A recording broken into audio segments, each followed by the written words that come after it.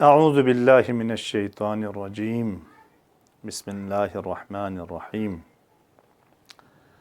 الحمد لأہلہ والصلاة علی اہلہا اما بعد۔ ناظرین کرام، ایک بار پھر آپ کی خدمت میں سلام عرض کرتا ہوں۔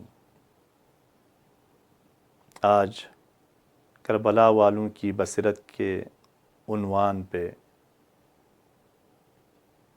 5ویں قسط لے کر آپ کی خدمت میں حاضر ہوا ہوں۔ کربلا والوں کی بصیرت، گزشتہ درس میں بیان کیا کہ قمر اور وہب اور اس کی زوجہ ہانیہ کا واقعہ عرض کیا۔ یہ ہے کربلا والوں کی بصیرت۔ مسیحی ہے، تازہ عروس ہے، تازہ شادی شدہ ہے، اور حسین کے ایک پیغام پر لبیک کہتے ہوئے اسلام کو قبول بھی کرتے ہیں، اور حسین کی ہم رکاب میں قمر کا بیٹا وہب شہید بھی ہو جاتے ہیں، اور اس شہید کا سر مبارک مانگ کو جب دشمن مانگ کے دل پر زخم لگانے کے لیے وہب کی مانگ کی طرف وہ سر پھینک دیتا ہے، تو بوسہ دے کر یہ کہہ کر واپس کر دیتی ہے کہ جو راہ خدا میں دی ہے اسے واپس نہیں لیا کرتی۔ یہ ہے کربلا والوں کی بصیرت۔ اور اس کی زوجہ بھی، وہب کی زوجہ بھی کربلا میں وہ پہلی خاتون ہے جو واقعہ کربلا میں شہید ہو جاتی ہے، بدرجہ شہادت فائز ہوتی ہے۔ اور اس کے بعد آپ دیکھیں، کربلا مکمل درس بصیرت ہے۔ اگر درس حاصل کرنا چاہے، اگر بصیرت کے حساب سے، اگر واقعاً چشم بصیرت سے واقعہ کربلا کو دیکھ لیں تو کربلا مکمل درس بصیرت ہے، درس حیات ہے، درس زندگی ہے۔ امام کا راستہ روکنے کے لیے کون آتا ہے؟ پہلے آپ کی خدمت میں بیان ہوا، حر ابن یزید الریاحی 1000 کا لشکر لے کر حسین کا راستہ روکنے کے لیے آتا ہے۔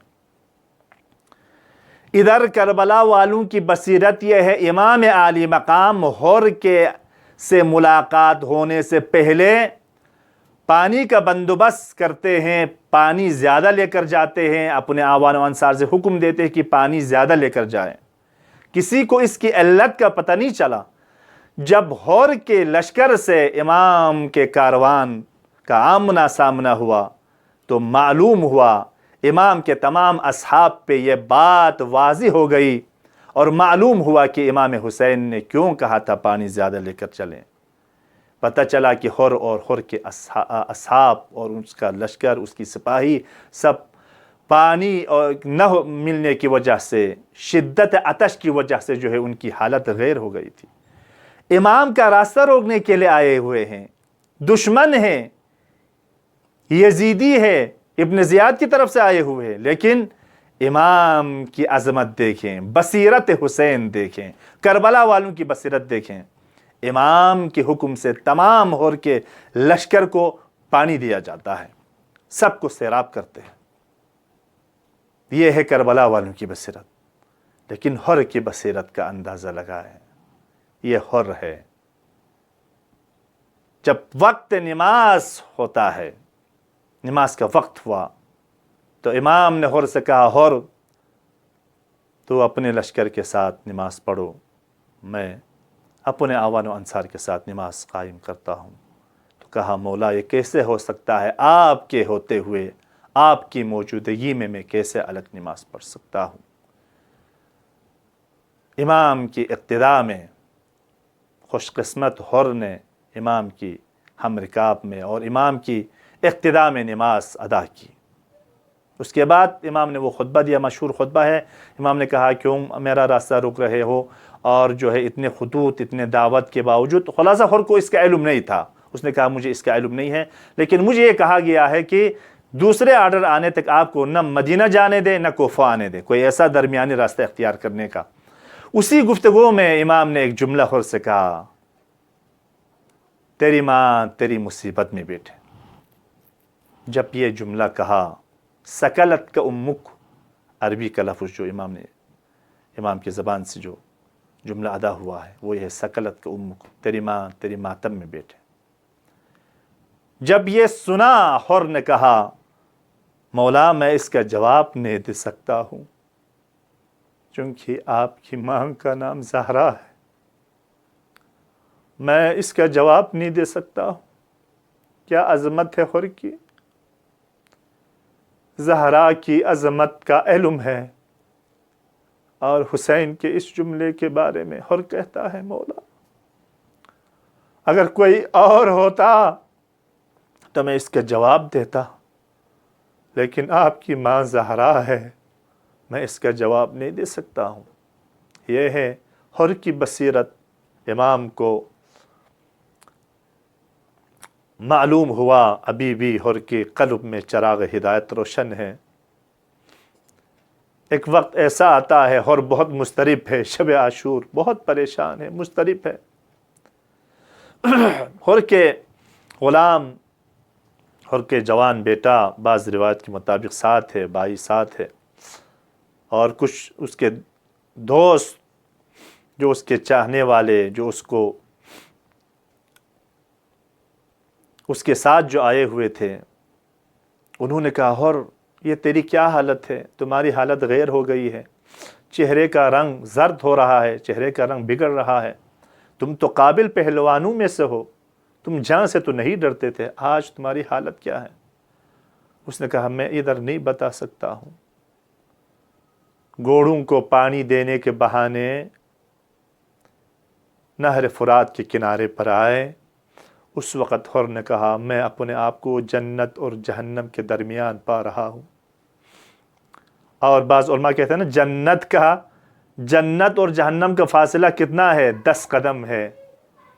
یزیدی فوج سے حسینی کاروان میں شامل ہونا فاصلہ تو بہت کم ہے، لیکن اس فاصلے کو طے کرنا سخت ہے۔ یعنی اس طرف دنیا ہے، جاہ ہے، حکومت ہے، ظاہری طور پر سلامتی ہے، لوگوں کی کثرت ہے، فوج ہے، مال و دولت ہے، اختیارات ہے، دنیائی تمام چیزیں اس طرف ہے۔ لیکن حسین کی طرف آئیں، مظلومیت ہے، پیاس ہے، اور بے یار و مددگار ہے، شہید ہونا ہے، اگر بچے ساتھ ہے اور گھر والے ساتھ ہے تو ان کو اسیر ہونا ہے۔ لیکن اگر حسین کے کاروان میں آئے تو جنت ملے گی، اگر یزیدیت کے ہمراہ رہے، یزید کے کاروان میں رہے تو اس کی دنیا بھی چلی جائے گی اور آخرت بھی۔ لہٰذا حر نے کہا، میں اپنے آپ کو جنت اور جہنم کے درمیان پا رہا ہوں، تم غور سے سنو۔ اپنے بھائی، بیٹے، غلام سے کہہ رہے، غور سے سنو، حسین کی خیمہ گاہ سے کیا آواز آ رہی ہے۔ جب سب نے غور سے سننے لگے تو حسین کی خیمہ گاہ سے یہ آواز آ رہی تھی، العطش العطش۔ حسین کے چھوٹے بچے پیاس پیاس پیاس کی شدت سے العطش کی آواز اور فریاد بلند کر رہی تھی۔ حر نے کہا، میرا دل اور میرا کلیجہ پھٹ رہا ہے، میں یقیناً حسین کو چھوڑ کر یزید کی فوج میں نہیں رہ سکتا، حسین کی بارگاہ میں آنا چاہتے ہیں۔ ادھر حسین کو بعلم امامت معلوم ہوا۔ ابوالفضل عباس اور اپنے جوان بیٹے علی اکبر سے کہا، بیٹا، میرے بھائی عباس، میرا خصوصی ایک مہمان آ رہا ہے، استقبال کے لیے تیار ہو جائے۔ ہر حسین کی بارگاہ میں آتے ہیں، لیکن پشیمانی کے عالم یہ ہے، سر کو جھکائے ہوئے ہیں، ہاتھوں کو گردن پہ رکھ کر، بہرحال ایک عجیب کیفیت میں حسین کی بارگاہ میں آئے۔ حسین نے کہا، یہ طریقہ، یہ آنے کا طریقہ کیا ہے؟ سر کو اٹھاؤ، مولا میرا توبہ قبول ہے۔ امام نے کہا، تیرا توبہ قبول ہے، مرحبا حر، تیری ماں نے تیرا نام بہت اچھا رکھا ہے، انت حر فی الدنیا والآخرہ۔ یہ اس وقت بعض روایت کے مطابق حر کی شہادت کے موقع پر امام حر کے سرہانے پر گئے اور وہاں پر یہ جملہ امام نے فرمایا کہ تیری ماں نے تیرا کیا خوب نام رکھا ہے کہ حر کا معنی ہی آزاد ہے، تو دنیا میں بھی آزاد اور قیامت میں بھی آزاد۔ لیکن میں بیان نہیں کر سکتا ہوں، لیکن عزیزان، حر نے ایک اور عجیب جملہ بیان فرمایا، مولا آپ نے تو اجازت دی، آپ نے تو معاف کیا مجھے، لیکن ابھی بھی میرا دل مطمئن نہیں ہے۔ کہا کیوں حر؟ کہا مولا جب تک زینب کی طرف سے بھی معافی نہ منا ہے، زینب کبریٰ بھی مجھے معاف نہ کرے، اس وقت تک میں سر کو نہیں اٹھا سکتا۔ یہ حر کی معرفت ہے، یہ کربلا والوں کی بصیرت ہے۔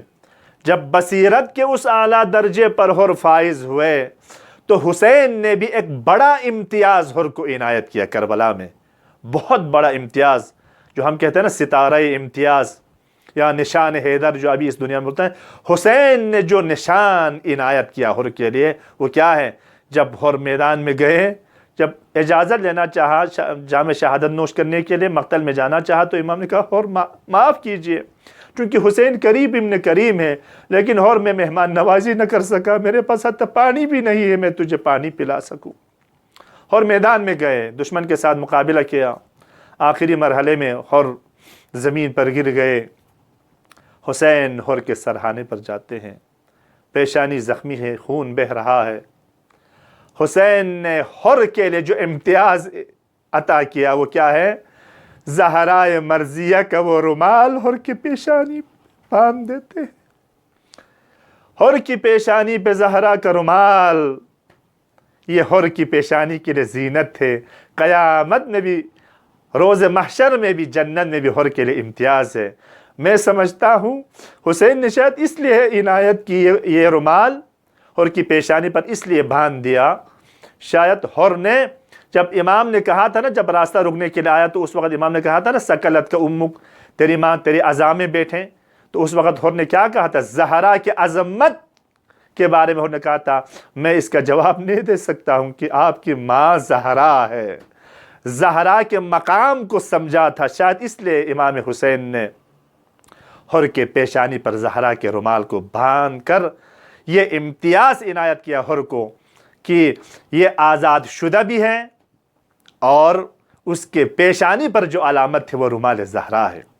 یہ عظمت ہے، کربلا والوں کی بصیرت ہے۔